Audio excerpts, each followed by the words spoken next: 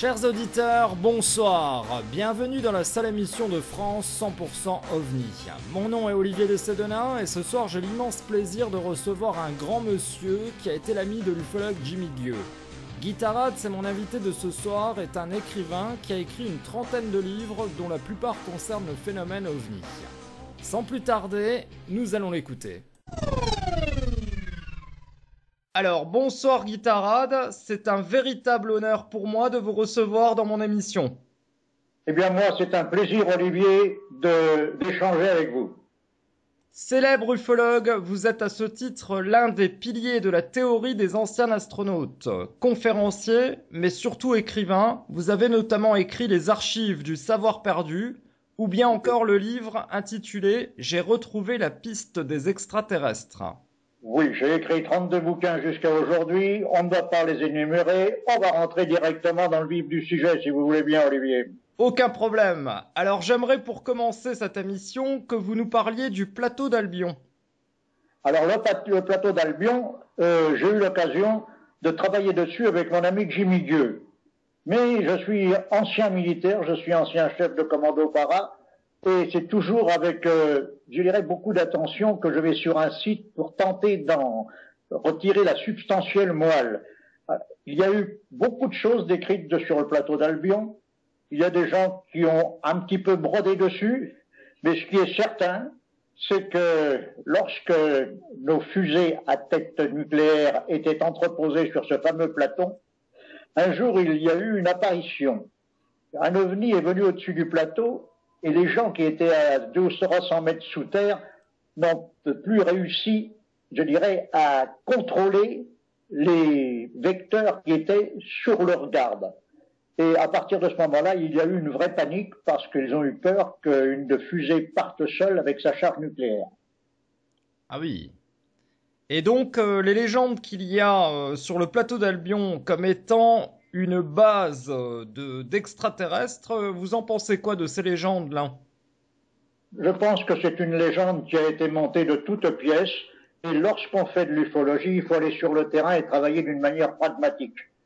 Quand on est sur le terrain, il faut mener une opération sur le terrain comme une enquête policière.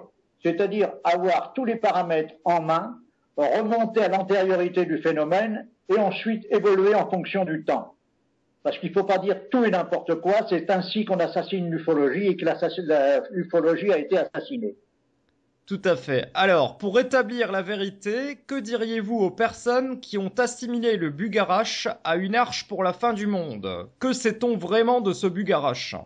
Nous sommes dans un siècle de manipulation, Olivier. Et la manipulation, elle peut partir de partout. Alors, cette affaire du Bugarache, je crois qu'elle a fait beaucoup de mal au Bugarache et beaucoup de mal à l'ufologie.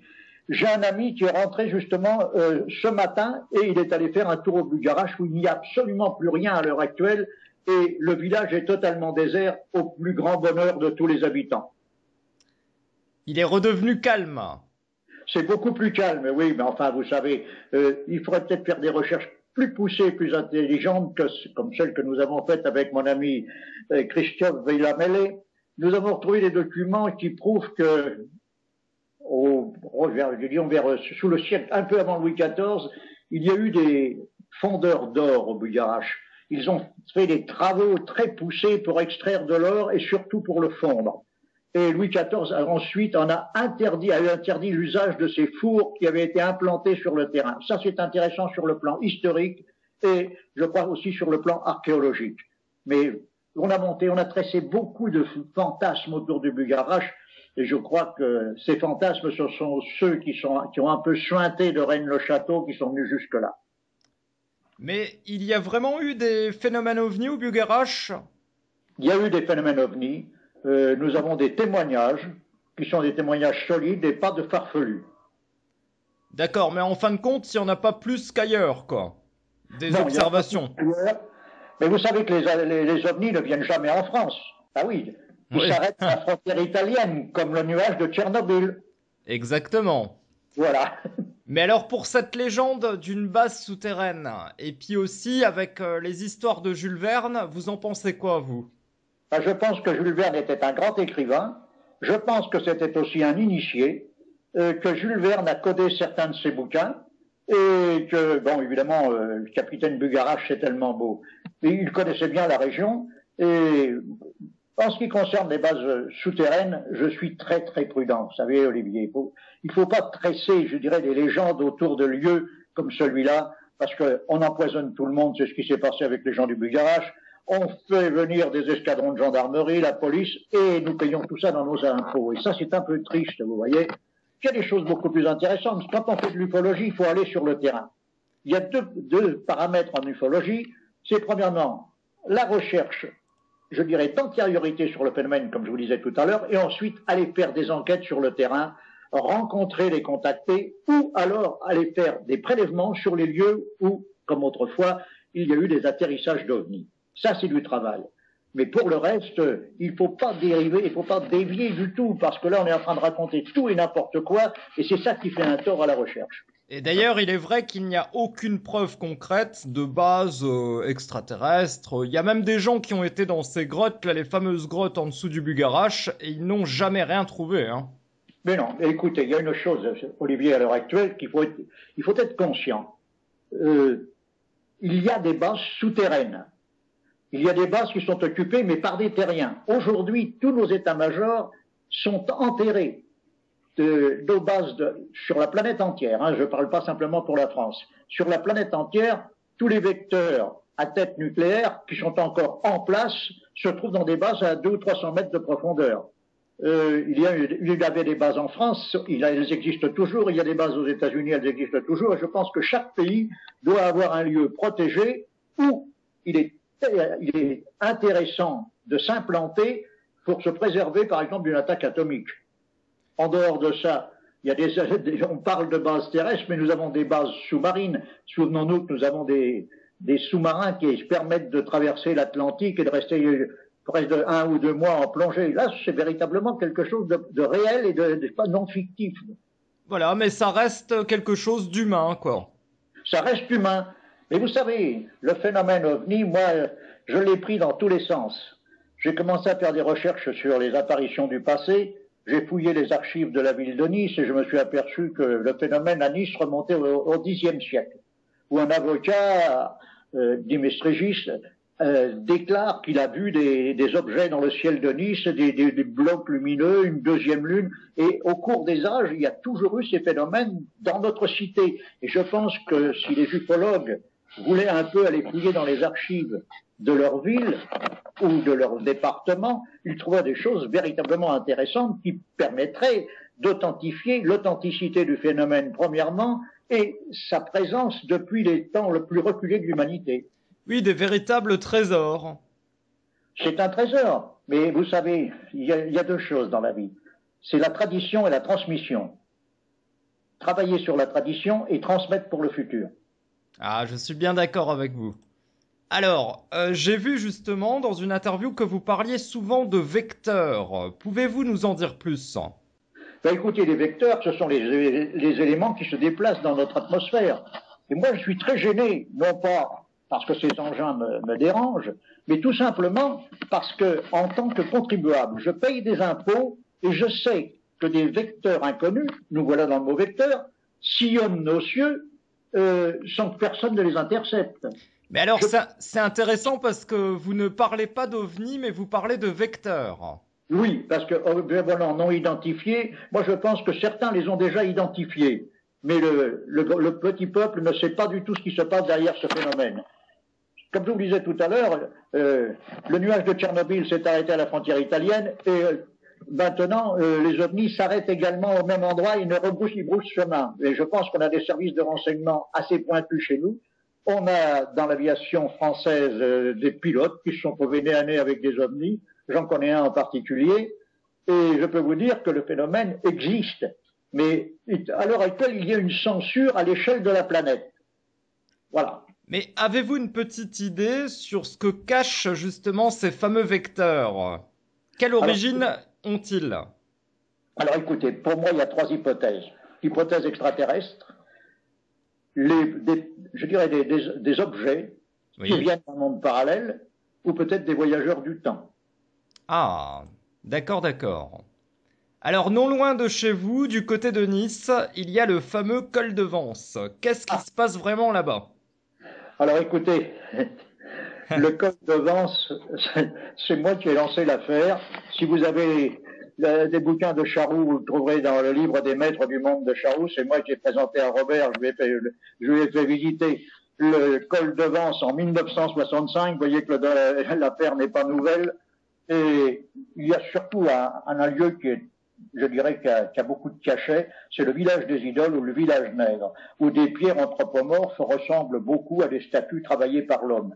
Mais là, encore une fois, il faut faire très attention. Je me suis promené de jour et de nuit au col de Vence et je n'ai jamais vu de soucoupe volante, je n'ai jamais vu de vecteur lumineux. Mais nous avons à Nice un groupe qui travaille, il y a beaucoup de scientifiques qui sont d'ailleurs à l'intérieur de ce groupe. Ce sont les invisibles du col de Vence qui ont posé sur les lieux des caméras qui fonctionnent que la nuit. Et ce sont des caméras ultra perfectionnées qui coûtent un prix fou, qui sont reliées à des ordinateurs. Et à plusieurs reprises, les invisibles du col de Vence, lorsqu'ils font faire les relevés à distance de leur ordinateur qui est sur place et de leur caméra qui est liée à ces ordinateurs, ont vu, sur les enregistrements qui ont été produits par les caméras, ont vu des vecteurs qui suivaient, je dirais même, le couloir aérien qui aboutit sur Nice. Ah ouais. Et donc, il y a souvent des observations ovnis dans le secteur.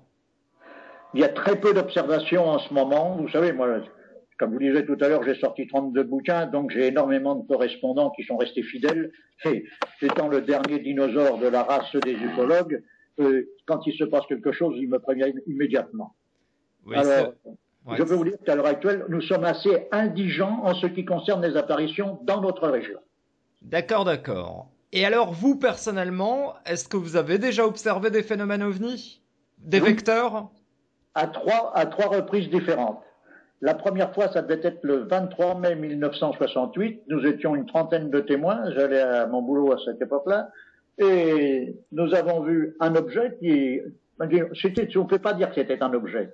C'était une masse qui émettait d'une lumière violette, qui était à moins de 200 mètres d'altitude et qui descendait gentiment la vallée du Paillon à Nice. Et la dernière observation que j'ai faite, c'est le 21 juin 1987 avec 90 témoins à Roubagne, devant la maison où Marcel Pagnol a passé ses derniers jours. En 1987, du 1er au 21 juin, nous avons eu un temps aussi pourri que celui que nous avions de subir depuis quelques semaines. Et le 21 juin, nous devions faire une sortie justement à Aubagne avec une association qui était une association très vivante. On était 90 personnes et nous sommes arrivés, nous avons visité Aubagne. Ensuite, nous sommes montés sur le circuit Marcel, nous avons parcouru le circuit Marcel Pagnol et à midi, nous étions devant la villa où il a passé ses derniers jours. Et là, il y avait un ciel bleu comme seule la Provence sait nous en donner. Et il était près de midi. Et nous avons vu un vecteur qui se déplaçait dans le ciel. C'était un objet, une sorte de sphère très lumineuse. Alors nous étions 90, mais nous étions au moins 50 à avoir des appareils photo. Et en 87, j'avais déjà pas mal travaillé sur le phénomène. Je n'ai fait que 2 photos où on voit la Lune et on voit le vecteur qui va vers la Lune. Et tous les amis qui étaient avec nous ont fait des photos de cet engin ou de cet objet qui se promenait dans le ciel. Et j'imagine que c'est quelque chose qui vous a marqué, quoi. Non, ça ne marque pas.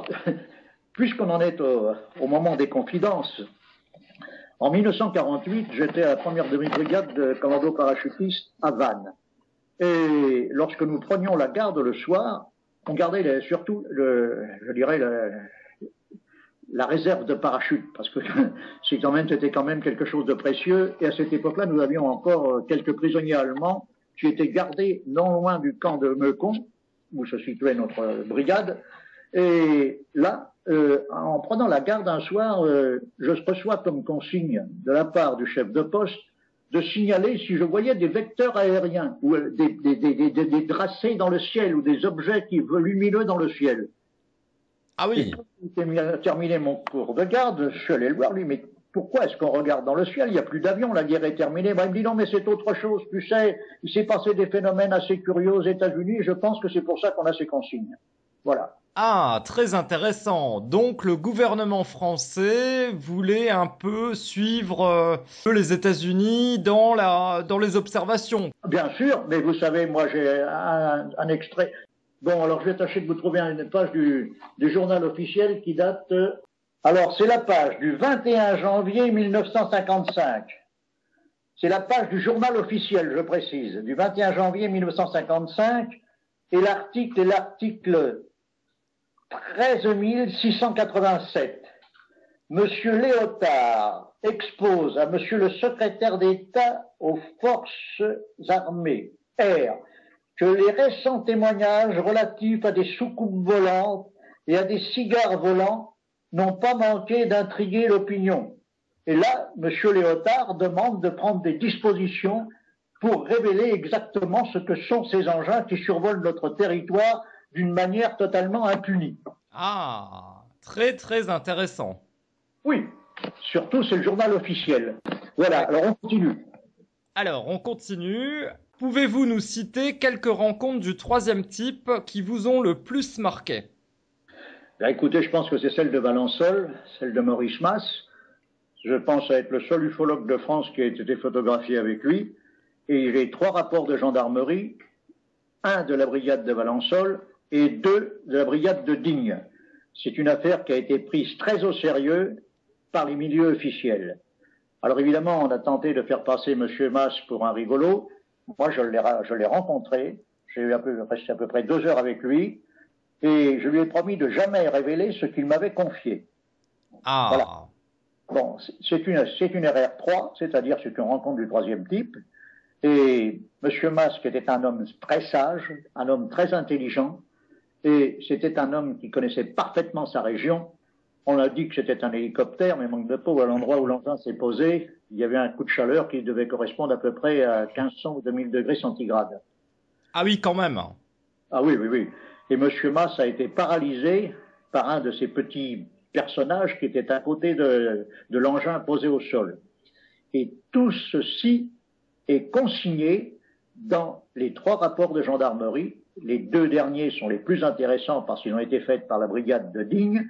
Et c'est une affaire qui est une affaire plus que sérieuse. C'est une affaire parmi tant d'autres. Tous ceux qui, à cette époque, ont travaillé sur le terrain, je pense à mon ami Gérard Lebas, moi maintenant, tous ceux qui, à l'époque, ont travaillé sur le terrain, ont été confrontés à de tels témoignages. Mais c'est tellement plus facile de faire passer les témoins pour des imbéciles ou pour des alcooliques que d'aller véritablement fouiller. Et vous savez, à l'heure actuelle, avec la manipulation de la presse, la manipulation de la télévision, je pense que les médias peuvent à tout moment désinformer. Et c'est ce qui se passe actuellement. Eh oui, malheureusement, malheureusement. Est-ce que vous pensez qu'il aurait été, en quelque sorte, capturé, abducté? Permettez-moi de ne pas vous répondre. D'accord, bon. Alors, je me ferai mon propre opinion, on va dire. Voilà. Et il y a une autre affaire qui est aussi très importante, c'est l'affaire de Rose L, qui est décédée aujourd'hui, qui a passé près de 2 heures avec un équipage extraterrestre. Là, elle a vu les entités qui étaient là. Je l'appelle entités, hein, parce que bon, les témoignages, je l'ai. Cette personne a écrit un magnifique bouquin. Et j'ai eu l'occasion avec Jimmy de la rencontrer plusieurs fois, une fois seule, une fois avec Jimmy, et puis elle était devenue une amie, nous avons beaucoup parlé, nous avons beaucoup discuté ensemble, et cette personne est restée pendant près de 2 heures avec des êtres, alors là c'était pas des petits êtres comme à Valençol, c'était des personnages assez grands, et qui étaient accompagnés par un instituteur français qui avait disparu de notre pays en les années 1930. Voilà. Ah alors bon? Là, de gros points d'interrogation. Hein. Et ces êtres étaient-ils hostiles ou... Pas du tout, pas du tout. Il y avait cet instituteur français qui, paraît-il, vous savez, moi je mets tout entre parenthèses, même avec des gens que j'aime beaucoup. Cet instituteur français faisait, je dirais, l'interprète, mais il y a une chose qui est quand même, qui a été très curieuse avec cette personne, c'est que c'était l'époque où véritablement il y avait énormément d'apparitions d'ovnis, il y avait beaucoup de manifestations. À cette époque-là, moi, je faisais beaucoup d'émissions avec Radio Monte Carlo, parce que j'avais des amis à Monte Carlo qui étaient passionnés par le sujet. Et cette personne, avec 1 mois ou 3 semaines d'avance, m'annonçait toutes les apparitions, toutes les transformations de notre société, tous les faits importants qui se dérouleraient dans notre société. Alors à l'époque, je donnais pas mal de conférences et je demandais à nos amis qui venaient assister aux conférences de prendre en note ce que cette contactée nous avait confié. Et les événements se déroulaient, comme on dirait dit à mon époque, comme Mir et Miroska, et se matérialisaient dans la presse. La presse en parlait des événements qui avaient été vus par cette personne un mois ou deux auparavant. Et moi, je photographiais les articles de presse, je faisais des diapos, et lors de la conférence, je demandais qu'est-ce qu'elle nous a dit cette personne l'autre dernière réunion. Voilà, ça ci. Et tout ce qu'elle nous disait, eh bien, ça se réalisait. Et moi, je balançais sur l'écran les articles de presse qui confirmaient la véracité des faits qu'elle nous signalait. D'accord. Alors, passons à la question suivante. Que pensez-vous de la théorie de François Couten qui disait lors d'une conférence en présence de votre ami Jimmy Gueux que des extraterrestres vivraient parmi nous? Vous savez, moi je ne critique jamais, mais je peux vous apporter quand même un petit point qu'on pourrait soulever ensemble. D'ailleurs, je crois que c'était une conférence à Nice en 1995. Couten qui aurait fait cette conférence? Oui, c'est François Couten avec Boris Chourinov, le russe. Oui. Alors écoutez, là je pense que, là c'est parce que j'ai connu Couten et c'était un homme qui quand même était très averti, hein. Je vous dirai pas le reste, mais il était très averti. Et la meilleure manière de se camoufler, c'est de se mettre en harmonie avec le milieu dans lequel on est. Vous voyez? Oui. Nous avons affaire à une civilisation intelligente. Et Dieu sait si elle le sait, car les vecteurs que nous voyons dans le ciel ont des performances que nous atteindrons certainement pas avant une vingtaine d'années. Eh bien, la meilleure manière de se dissimuler, c'est de se mettre en harmonie avec le milieu. Il y a la technique du camouflage s'explique en quelques lettres. La forme, le mouvement, l'éclat, la ressemblance et la lumière. C'est comme ça qu'on se camoufle. Voilà. D'accord. Et alors, par rapport à ce qu'il disait, donc, que des extraterrestres vivraient parmi nous, vous en pensez quoi de ça? Alors écoutez, moi je veux bien qu'il y ait des extraterrestres parmi nous. Mais s'ils sont parmi nous, c'est qu'ils sont plus intelligents que nous. Et quand on voit ce qui se passe à l'heure actuelle sur notre planète, on doit se dire qu'ils n'ont pas une très grande influence sur notre milieu. Lorsqu'il y a des épidémies, on ne les voit jamais. Lorsqu'il y a des grands cataclysmes, on ne les voit pas non plus. Ils pourraient nous inculquer une sagesse, je dirais une lignée de vie.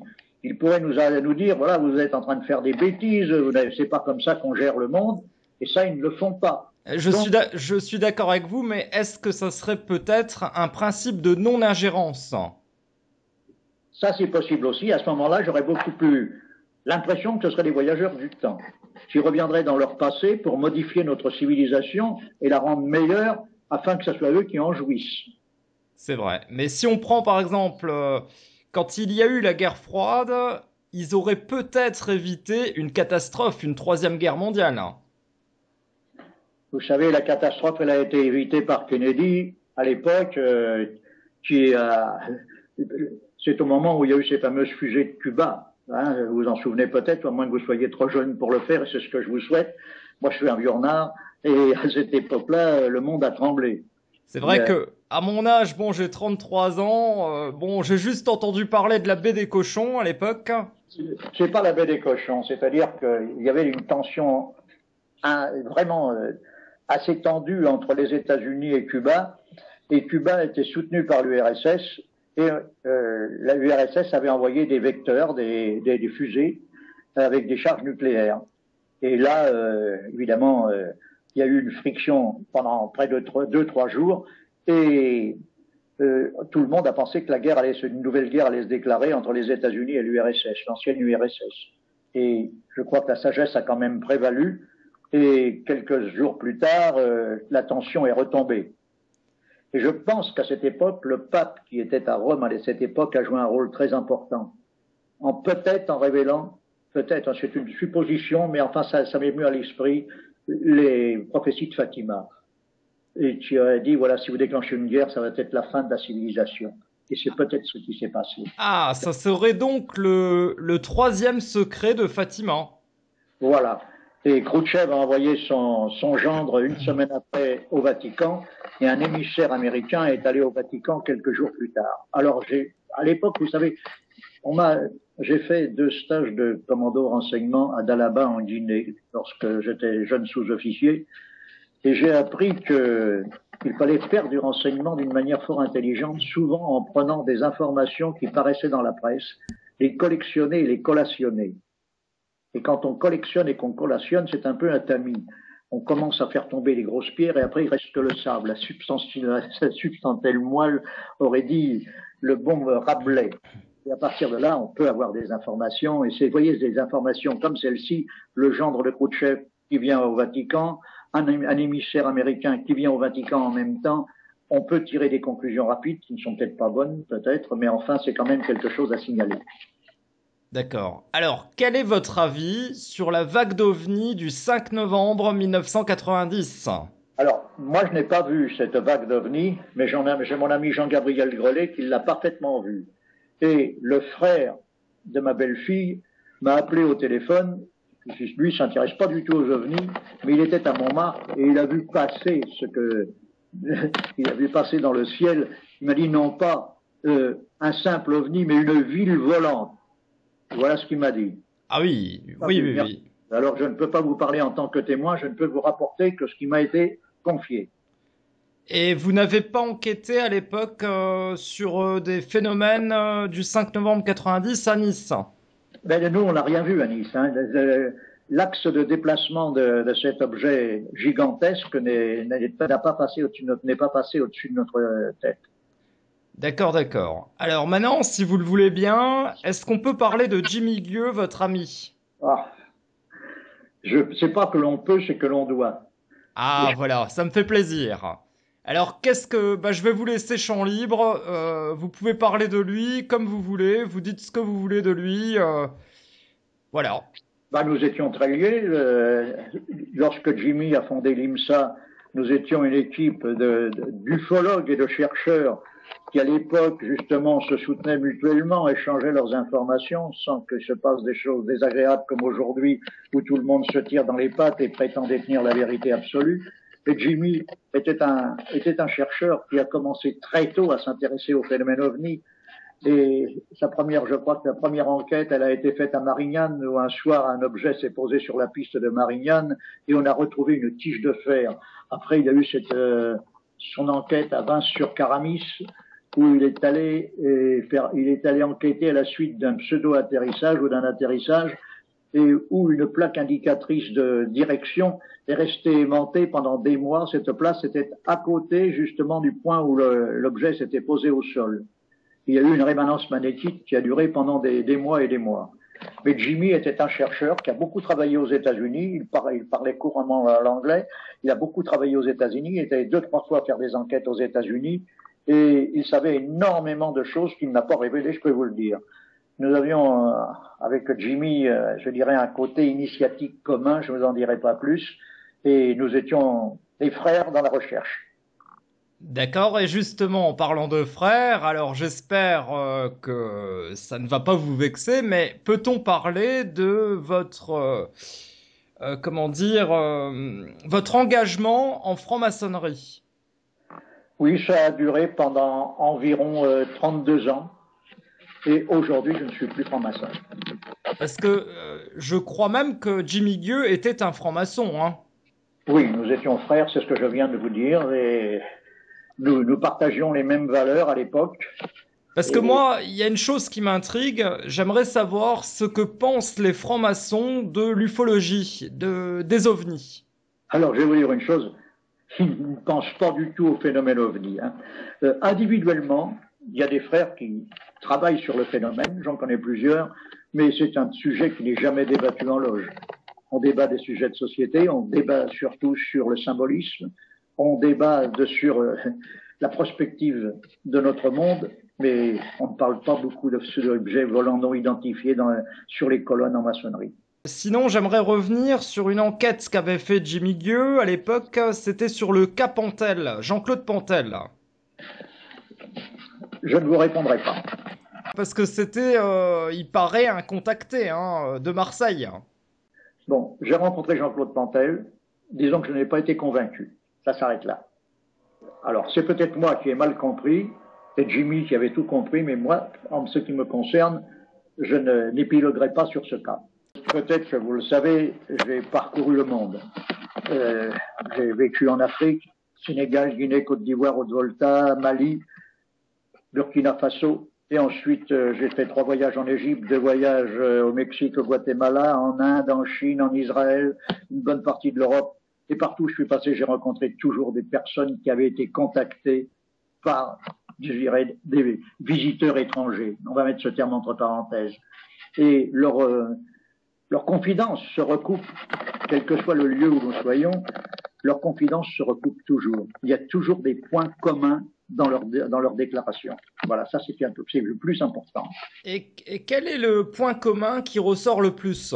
Chez les contactés, il y a toujours un point commun, c'est ce qu'ils ont ressenti au moment du contact et après le contact. Voilà, c'est une constatation intérieure, une sorte de transformation qui s'est effectuée en eux. Un changement de conscience. Comment? Un changement de conscience. Un changement de conscience et puis une autre vision du monde. Une autre vision du monde surtout. D'accord, alors pour finir cette émission, la question de la fin, celle que je pose à tous mes invités, que souhaiteriez-vous pour l'avenir de l'ufologie?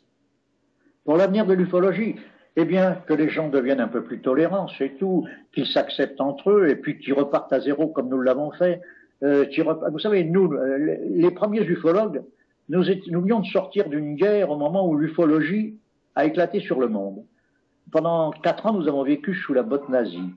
Et lorsque il y a eu ces fameuses apparitions, nous avons été peut-être un peu trop confiants. Beaucoup d'entre nous ont pensé que c'était une civilisation extérieure qui nous contactait. Si ça avait été le cas, nous aurions déjà à l'heure actuelle, je dirais, des bons ambassadeurs sur notre planète. Et nous sommes peut-être partis un peu trop la tête en avant, mais nous allions sur le terrain, nous allions enquêter. Et je pense qu'aujourd'hui, la seule manière de servir l'ufologie, si on peut le dire, c'est de reprendre cette vieille technique qui était d'interviewer tous ceux qui avaient vécu un épisode, simplement d'écrire une apparition d'OVNI, un atterrissage, une rencontre du 3e type. Et je crois que c'est ce qu'il faut faire et il faut enregistrer, garder ça en mémoire. Moi, j'ai des documents que j'ai enregistrés et qui sont des documents de véritable mémoire du phénomène OVNI. Voilà. Et je pense que c'est comme ça qu'on doit travailler aujourd'hui, et surtout dans la tolérance. On ne détient pas la vérité, personne ne détient la vérité, et échanger nos informations. Voilà ce qu'il faut faire. Là, c'est très difficile aujourd'hui parce que nous sommes dans un monde moderne. Il y a la communication, vous voyez, nous transmettons par ordinateur aujourd'hui. C'est un fait qu'on n'aurait jamais imaginé au début de l'ufologie. Donc il n'y a plus de frontières, il n'y a plus de distance, et ça c'est quelque chose de très important. Merci beaucoup Guy Tarade d'avoir répondu à mes questions. C'était vraiment un plaisir. Eh bien, écoutez, j'espère qu'on aura l'occasion de se rencontrer. Et si vous venez à Nice, eh bien, je voudrais que vous me passiez un petit coup de fil. Comme ça, on pourra déjeuner ensemble et parler de ce sujet qui nous passionne tous les deux. Avec un grand plaisir. Merci Olivier. À bientôt, je l'espère. À bientôt.